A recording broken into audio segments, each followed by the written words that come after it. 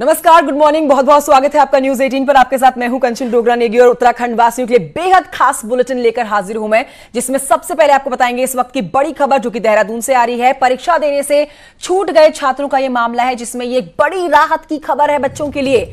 छात्रों को बिना परीक्षा पास करने पर अब सहमति बन चुकी है। जी हां, अन्य पेपरों के प्रदर्शन के आधार पर अब उनको औसत अंक दिए जाएंगे। कंटेनमेंट जोन के 497 छात्रों के लिए दी गई है यह व्यवस्था। शिक्षा विभाग जल्द जारी कर सकता है आदेश। 10वीं और 12वीं के छात्रों को यह बड़ी राहत है। ज्यादा जानकारी लेते मेरी सहयोगी भारती सकलानी से हमारे साथ जुड़ गई हैं। भारती सकलानी, शिक्षा विभाग जो आज आदेश जारी कर सकता है उसमें क्या क्या बातें हो सकती हैं? कंसर्न उसमें मेन पॉइंट जो रहेगा वो ये रहेगा कि कंटेनमेंट जोन में जो बच्चे एग्जाम नहीं दे पाए थे उनके लिए क्या कुछ विचार किया जाए, उनका मूल्यांकन किस तरीके से किया जाए। तो एक प्रपोजल बनाया गया है निदेशालय की तरफ से, वो शासन को भेजा गया है। अब शासन की सहमति उस पर बनती है, उसके बाद इस पर आगे कुछ फैसला लिया जाएगा। उसमें यह है कि जो बच्चे परीक्षा देना चाहते हैं उनको परीक्षा का मौका दिया जाएगा, लेकिन अगर बच्चे ऐसे उनके एक एग्जाम चुके हैं, 2 पेपर चुके हुए हैं, तो उनके लिए व्यवस्था है कि उन्हें बिना रिटन एग्जाम के ही पास कर दिया जाए, और वो भी सीबीएसई बेसिस पे। जैसे सीबीएसई पैटर्न अपनाता है, ग्रेडिंग सिस्टम होती है, उस तरीके से शिक्षा निदेशालय की तरफ से पैटर्न यहाँ पर बनाया गया है। ये प्रपोजल यहाँ पर शासन को दिया गया है। शासन से कैसी स्वीकृति मिलती है उसके बाद इस पर आगे बढ़ा जाएगा। ठीक है, एक बार आपसे विस्तार से समझना चाहेंगे भारती सकलानी के किन आधारों पर वो कौन कौन से बेसिक्स होंगे जिसमें बच्चों को नेक्स्ट क्लास में प्रमोट करने के लिए ये बड़ा फैसला ले लिया गया है। शिक्षा विभाग जो आज जारी करेगा आदेश, वो किन पॉइंटर्स पर ज्यादा जोर देगा कि इन वजहों से, इन बेसिस को देखते हुए हमने बच्चों को नेक्स्ट क्लास में प्रमोट कर दिया है। देखिए, बच्चों ने कितने एग्जाम दिए हैं, कौन कौन से पेपर हैं जो छूटे हैं, पिछला बार का उनका रिजल्ट कैसा रहा है, ये सब चीजें होंगी तो देखी जाएंगी। 3 एग्जाम किस तरीके से रहे हैं, उनमें उनके कैसे नंबर्स आए हैं, इनका भी मूल्यांकन कंसेंट किया जाएगा। उसके आधार पर ही यहाँ पर रिजल्ट बनाया जाएगा। बच्चों के कौन से पेपर्स हैं जो छूट गए थे, जो वो नहीं दे पाए, क्या वजह रही है, किस वजह से वो पेपर नहीं दे पाए हैं, आगे वो एग्जाम देना चाहते हैं या फिर नहीं देना चाहते हैं, ये भी उनसे पूछा जाएगा। उसके बाद ये रिजल्ट यहाँ पर घोषित किया जाएगा उन बच्चों को लेकर जो कंटेनमेंट जोन में रहते थे और एग्जाम नहीं दे पाए। ठीक है, बहुत बहुत शुक्रिया आपका भारती सकलानी इस जानकारी के लिए। तो बच्चों के लिए बड़ी राहत की खबर, 10वीं और 12वीं के छात्रों को ये बड़ी राहत, नेक्स्ट क्लास में प्रमोट करने के लिए फैसला ले लिया गया है। इस बीच आपको बताएं कि विश्वविद्यालयों में एग्जाम पर संशय खत्म हो चुका है। केंद्रीय गृह मंत्रालय ने एग्जाम कराने को लेकर हरी झंडी दे दी है। यूजीसी की गाइडलाइंस के हिसाब से होंगे अब एग्जाम्स। जी हां, स्वास्थ्य मंत्रालय की एसओपी के हिसाब से होंगे एग्जाम्स, और यह भी आपको बता दें कि फाइनल ईयर के स्टूडेंट्स देंगे ये एग्जाम्स। सुनील नप्रभात हमारे साथ और जानकारी के साथ सीधा देहरादून से मौजूद हैं, उनकी तरफ रुख करते हैं। सुनील, यूजीसी क्या कुछ अपनी गाइडलाइंस में जारी कर सकती है, आपसे विस्तार से समझना चाहेंगे।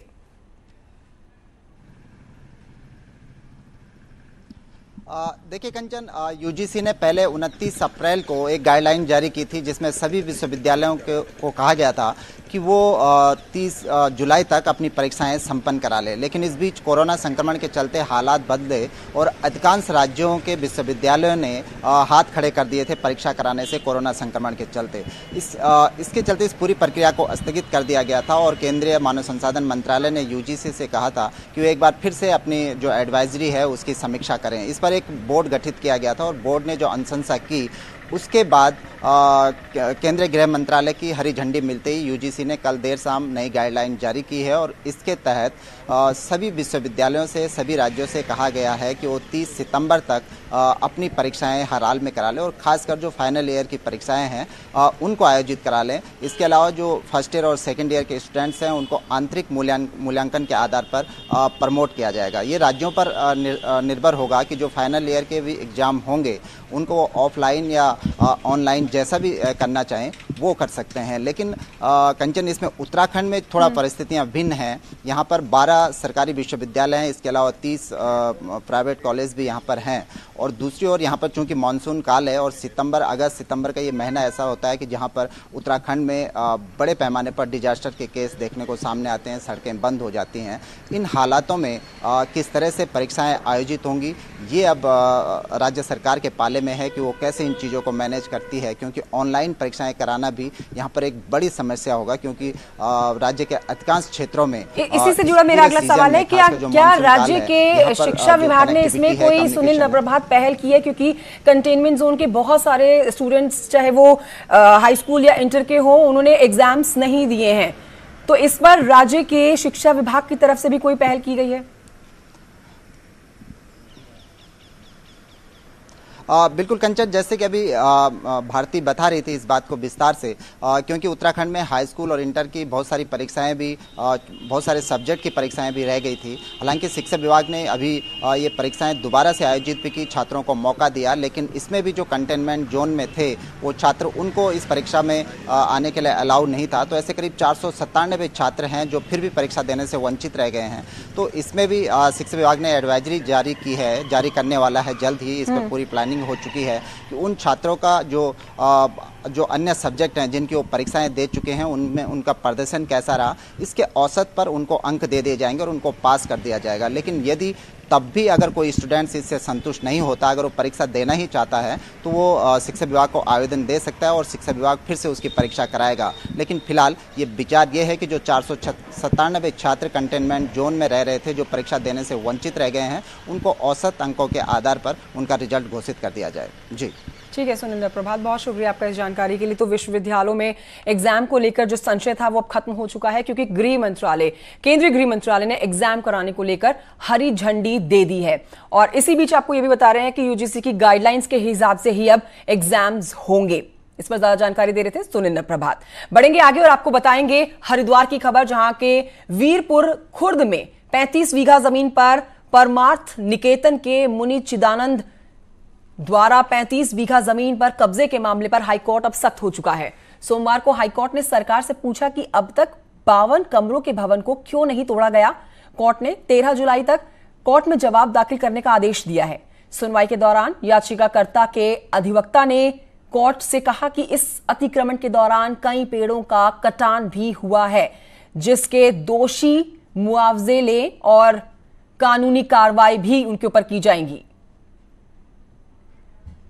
जो दोषी पाए जाएंगे, जो उनसे मुआवजा लिया जाएगा और कानूनी कार्रवाई भी उनके खिलाफ की जाएगी। जो है रिजर्व फॉरेस्ट की लैंड के अंदर 20 साल से बैठे हुए हैं और एक्शन टेकन रिपोर्ट भी आ गई, लेकिन आज तक वहां से न बहुत बड़ी 52 कमरों की बिल्डिंग गिराई गई है, न जो छोटा मोटा स्ट्रक्चर बना था वो गिराया गया है। पता नहीं अंदर जो है फॉरेस्ट के लोग हैं या कोई और बैठा है। ये प्रोसीजर जो है लैंड ट्रांसफर का नहीं हो सकता। बढ़ते हैं आगे। इस वक्त एक बड़ी खबर आ रही है, आपको बताएं चारधाम देवस्थानम एक्ट से जुड़ी हुई ये बड़ी खबर, जिसमें उत्तराखंड हाईकोर्ट ने चारधाम बद्रीनाथ, केदारनाथ, यमुनोत्री, गंगोत्री और इससे जुड़े हुए मंदिरों के मैनेजमेंट के लिए बने हुए देवस्थानम कानून को लेकर भाजपा नेता सुब्रमण्यम स्वामी की याचिका पर फैसला सुरक्षित रख लिया है। सुब्रमण्यम स्वामी ने अपनी याचिका में मंदिरों के अधिग्रहण को गलत बताया था। ये कानूनन गलत बताते हुए वो कोर्ट में पहुंचे थे और अपनी बातें उन्होंने सामने रखी। और इस पूरे मामले में देहरादून के एक एनजीओ रुलेग ने भी याचिका दाखिल करके देवस्थानम बोर्ड कानून को जरूरी बताया। इस पूरे मामले में केदारनाथ का तीर्थ पुरोहित समाज भी कोर्ट गया। अब सोमवार को यानी कि कल चीफ जस्टिस रमेश रंगनाथन और जस्टिस आरसी खुलबे की बेंच ने इस मामले की सुनवाई की, अपने निर्णय रिजर्व कर लिए हैं, यानी कि सुरक्षित रख लिए गए हैं अपने फैसले को। और इससे पहले कोर्ट में कानून को लेकर जिरह भी हुई थी। इस दौरान 1884 के अटकिन्नस के गजेटियर का भी हवाला दिया गया, जिसमें मंदिरों में मिसमैनेजमेंट की बात की गई थी। यह भी दलील दी गई थी कि देवस्थानम बोर्ड किसी भी तरह से हिंदू धर्मावलंबियों से हितों को नजरअंदाज नहीं करता। स्वामी जी ने अपने रिजोइंडर में आर्गुमेंट कंक्लूड कर दिए हैं और कोर्ट ने भी सभी पार्टियों को सुनने के बाद जजमेंट रिजर्व कर लिया है and we are expecting judgement soon. Chardham Devasthanam act पर सरकार की अपनी दलील रही है तो याचिकाकर्ताओं ने अपने तर्क भी कोर्ट में दे दिए हैं। हालांकि फैसला अब कोर्ट ने सुरक्षित कर दिया है। देखने वाली बात यह है कि अब उत्तराखंड हाईकोर्ट इस पर किस तरह का निर्णय अपना देता है। वीरेंद्र बिष्ट, न्यूज़ 18, नैनीताल। चलिए बढ़ते हैं आगे और आपको बताते हैं कि नैनीताल हाईकोर्ट में सुनवाई पूरी होने के बाद सुब्रमण्यम स्वामी ने ट्वीट करके सरकार पर आरोप लगाया। ये ट्वीट आपका देख रहे हैं आप सुब्रमण्यम स्वामी का। अपने ट्विटर में वो ट्वीट करके कहते हैं कि उत्तराखंड में भाजपा के नैतिक पतन को देखना वास्तव में दुखद है। कुछ लोगों ने उत्तराखंड हाईकोर्ट में मेरे मंदिर मामले के खिलाफ तर्क दायर करने के लिए एक बैप्टिस्ट ईसाई संगठन की वित्तीय मदद ली।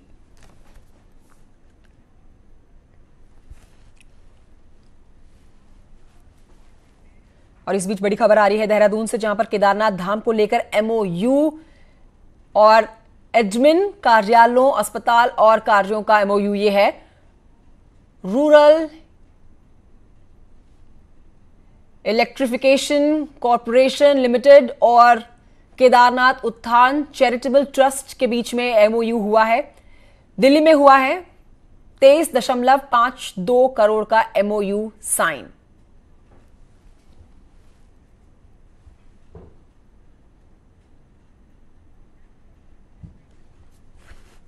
ब्रेक के बाद आपका स्वागत है। आप देख रहे हैं उत्तराखंड एक्सप्रेस और आइए बढ़ते हैं आगे और आपको बताते हैं हल्द्वानी की खबर, जहां पर नेता प्रतिपक्ष के बेटे के खिलाफ मुकदमा दर्ज हुआ है।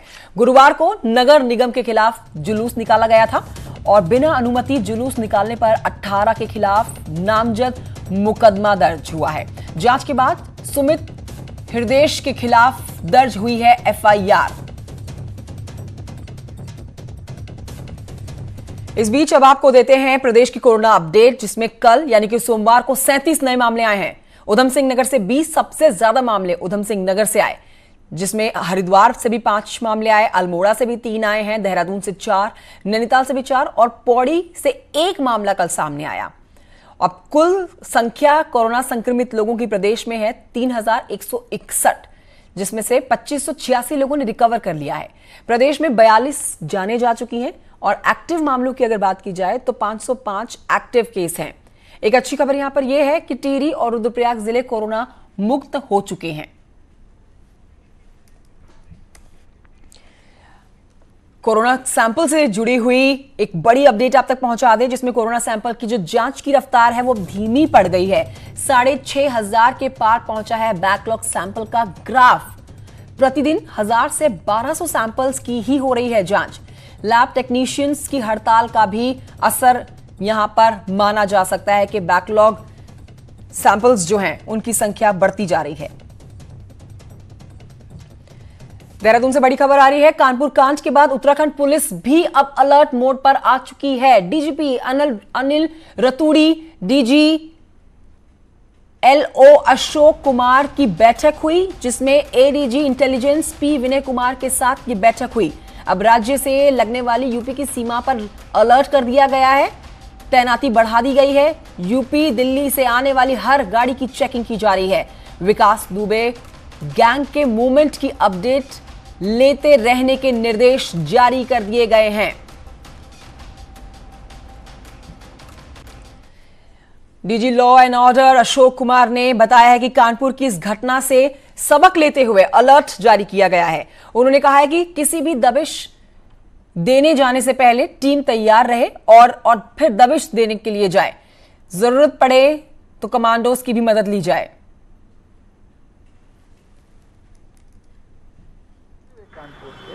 हमने अपनी पुलिस को अलर्ट किया है कि हमारे यहाँ कोई इस तरह की घटना न होने पाए, उस हेतु प्रॉपर प्लानिंग से जाएं, प्रॉपर तैयारी से जाएं, पूरी प्रॉपर इंटेलिजेंस करके जाएं, मुखबिरी करके जाएं, पूरा स्टडी करें, अध्ययन करें कि जिस क्रिमिनल के यहाँ जा रहे हैं उसका क्या लेवल है, कितने लोग हैं, क्या उसकी फायर पावर है, उसका अध्ययन करें और उसके बाद अपनी तैयारी करें। ज़रूरत हो तो कमांडो ले करके जाएँ। और हमने अपनी जो नॉर्मल कांस्टेबलरी है उसको भी रेगुलर फायर प्रैक्टिस कराने को बोला है। उत्तराखंड में 190 इंग्लिश मीडियम स्कूल खुलने जा रहे हैं, जिसको लेकर स्कूलों का चयन, बच्चों की संख्या, टीचर्स की रिक्वायरमेंट की डिटेल शासन को भेज दी गई है। साथ ही सीबीएसई की तर्ज पर इन स्कूलों को संचालित करने से लेकर मान्यता को उस पर काम करने की तरह ही इस पर काम होगा और इसका प्रपोजल रेडी हो चुका है। शासन की स्वीकृति के बाद अगले साल तक स्कूल संचालित भी होने शुरू हो जाएंगे। लेकिन कांग्रेस को सिर्फ 190 स्कूलों के खुलने पर आपत्ति है। कांग्रेस का कहना है कि सरकार की अटल उत्कृष्ट योजना पॉलिटिकल एजेंडा है। बीजेपी इसे विपक्ष का हर काम में रोड़ा अटकाने का मामला मानती है। विद्यालयों को उत्कृष्ट विद्यालय बनाया जा रहा है। इस प्रकार से कुल प्रदेश में 190 विद्यालय बनेंगे। इसमें टीचर्स की अवेलेबिलिटी है।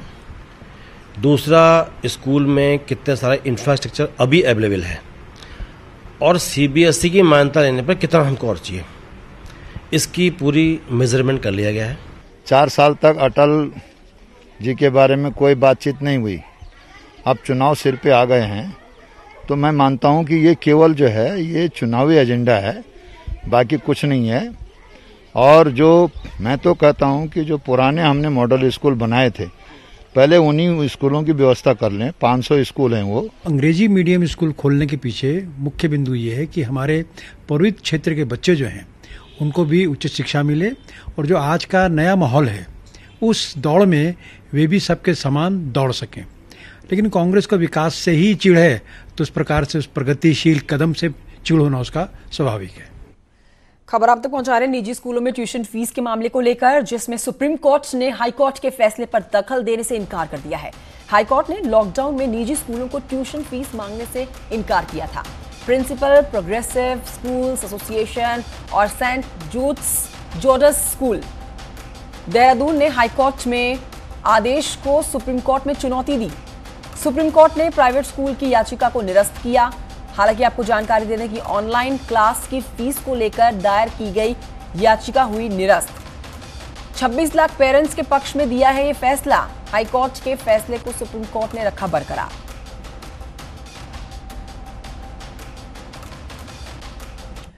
एक तरफ मैदानी इलाकों में स्कूलों से पढ़ाई ऑनलाइन हो रही है तो वहीं दूसरी तरफ चंपावत जिले के दुर्गम और पहाड़ी क्षेत्रों में रह रहे बच्चों के लिए ऑनलाइन पढ़ाई में नेटवर्क एक बहुत बड़ी समस्या बना हुआ है। ऐसे में चंपावत दौरे पर पहुंचे प्रभारी मंत्री अरविंद पांडे ने नेटवर्क को बड़ी समस्या बताते हुए कहा, इसे लेकर टेलीकॉम कंपनी से बात की जाएगी और इस पूरे मामले में जल्द सुधार किया जाएगा।